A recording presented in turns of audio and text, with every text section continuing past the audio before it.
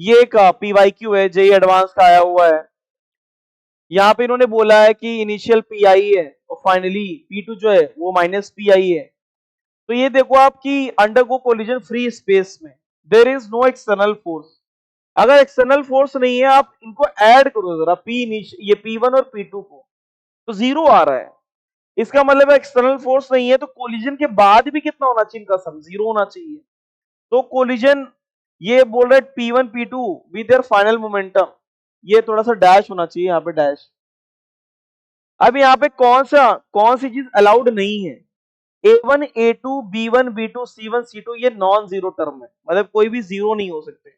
अब ये option checking वाला चला जाएगा। अब आप देखो P1 डैश A1 A2, हो सकता है ये ऐसा हो A1 A2 के एक दूसरे को कैंसिल कर दे, मतलब A1 प्लस में और A2 माइनस में। B1 B2 भी एक दूसरे को कैंसिल कर सकते हैं, लेकिन C1 को कैंसिल करने के लिए यहाँ पे कोई C2 नहीं है, तो ये वाला टर्म तो नहीं हो सकता। मतलब कि हमें नॉट अलाउड वाला चूज करना है, ये नहीं हो सकता, तो आंसर ए यही सही हुआ। अब बी वाला चेक करते हैं, बी वाला C1 को C2 कैंसिल कर सकता, संभावना है यहाँ पे, तो ये this is the allowed one.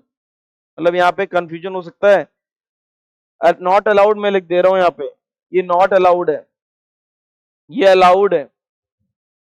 अब यहाँ पे आप देखो, यहाँ पे A1 को A2 कैंसिल कर सकता है, B1 को B2 कर सकता है, और C1 के लिए माइनस C1, ये तो पहले से मौजूद है, तो ये अलाउड हो गया।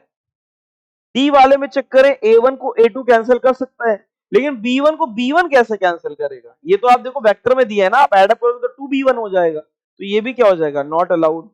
तो आंसर कौन कौन से सही हो गए? Answer A and D, both are correct.